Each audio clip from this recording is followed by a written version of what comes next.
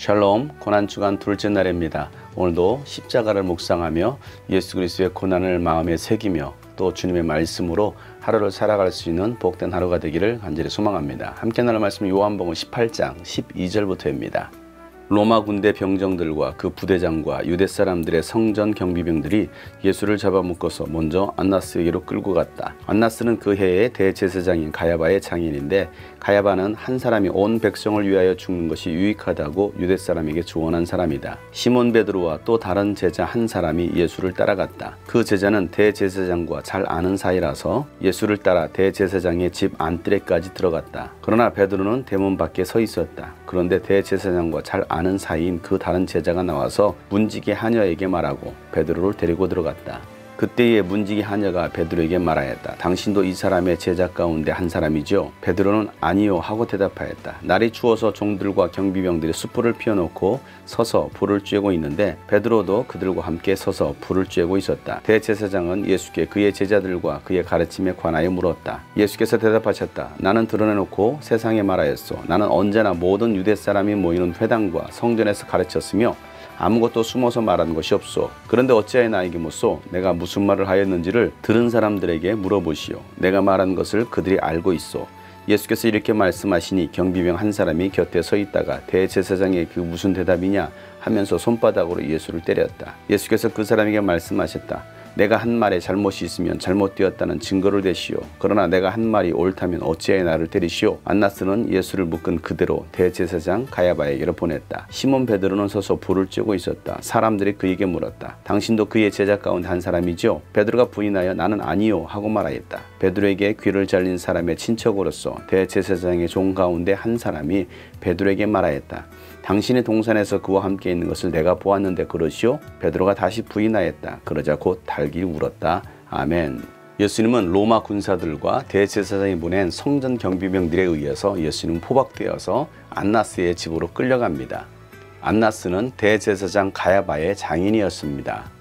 가야바 대제사장은 사내들인 공회에서 예수 한 사람을 죽이는 것이 온 백성을 위하여 죽는 것이고 그것이 오히려 유익하다라고 말을 합니다. 율법에 의해서 돌로 때려 죽였을 경우에는 그가 의인이 되어서 죽은 다음에도 많은 사람들이 그를 따를 수 있기 때문에 그렇게 죽이기보다는 로마 법에 의해서 죽이는 것이 옳다라고 그들은 생각했던 것입니다. 그런데 가야바가 이 한 사람이 죽는 것이 모든 백성을 위하여 죽는 것으로 유익하다라고 말한 것은 자신들의 기득권을 잃지 않기 위한 제안이었던 것입니다. 죽은 나사로를 살린 사건으로 인하여 많은 사람들이 예수를 믿고 따랐기 때문에 많은 사람들은 예수님을 의인이라고 생각했던 것입니다. 그래서 가야바는 정치적으로 이용해서 예수를 죽이려고 했던 것입니다. 그런데 요한은 그 가야바의 말이 결국은 하나님께서 예수님을 통하여서 온 백성을 구원하시는 하나님의 뜻이라는 것을 증거하고 있는 것입니다. 이렇게 예수님께서 안나스의 집으로 끌려갔을 때에 베드로와 또 다른 제자가 예수님의 뒤를 따라옵니다. 그런데 또 다른 제자는 대제사장과 잘 아는 사이였기 때문에 예수님을 따라 그 안나스 대제사장의 집 안뜰까지 들어가게 됩니다. 그러나 베드로는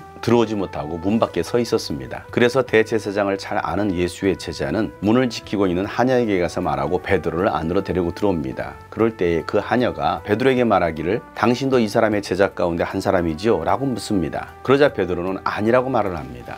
예수님의 제자였음에도 불구하고 자신을 예수님의 제자라고 말하지 않는 것입니다. 날이 추워서 병사들이 불을 쬐고 있을 때에 베드로도 함께 그곳에서 불을 쬐고 있습니다. 그러자 안나스 대제사장은 예수님을 신문하기 시작합니다. 그 신문의 내용은 예수님의 제자들과 그의 가르침이었습니다. 누가 예수님의 제자들이고 예수님은 무엇을 가르쳤느냐에 대해서 신문하는 것입니다. 몰래 가르쳐서 사람들을 선동하고 결국에는 나라를 혼란케 하는 가르침을 했느냐는 것입니다. 그래서 예수님은 단 한 번도 숨어서 가르친 적이 없고 모든 사람들 앞에서 회당에서 공개적으로 가르쳤다라고 말씀하십니다. 그 말을 듣고 있던 경비병 한 사람이 예수님의 뺨을 치면서 감히 대제사장에게 함부로 대답한다고 예수님의 뺨을 칩니다. 그러자 예수님은 때린 사람을 향하여서 예수님께서 하신 말씀이 잘못된 것이 있으면 증거를 대라는 것입니다. 그런데 잘못한 것이 없는데 왜 불법으로 때리느냐라고 말씀하십니다. 이들은 지금 불법으로 예수님을 신문하고 폭력을 행사하고 있는 것입니다. 안나스는 가야바 대제사장에게 예수님을 보냅니다. 그리고 난 다음에 기록하고 있는 사건이 베드로가 불을 쬐고 있을 때에 사람들이 묻는 것이었습니다. 당신도 예수의 제자 가운데 한 사람이지요? 라고 묻습니다. 그러자 베드로는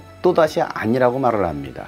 그리고 베드로가 대제사장의 종 말고의 귀를 잘랐는데 그 종의 친척인 사람이 베드로에게 다시 묻습니다. 난 당신이 예수님과 함께 그 동산에 있는 것을 내가 보았소 라고 말을 합니다. 그러자 베드로는 또다시 부인하게 되는 것입니다. 그리고 닭이 울게 됩니다. 예수님의 신문과 베드로의 신문이 대조를 이루고 있습니다. 예수님은 당당하게 예수님의 가르침에 대해서 말씀하셨지만 베드로는 예수님의 제자인 것을 부인하고 있습니다. 당신이 예수님의 제자라고 물었을 때에도 베드로는 예수님의 제자가 아니라고 부인합니다. 베드로가 칼을 뽑았을 때는 당당하게 보였지만 지금 그의 모습 속에는 당당함이란 찾아볼 수가 없습니다. 오히려 부인하고 있는 그의 모습 속에서 얼마나 사람이 비겁해질 수 있는지를 볼 수가 있는 것입니다.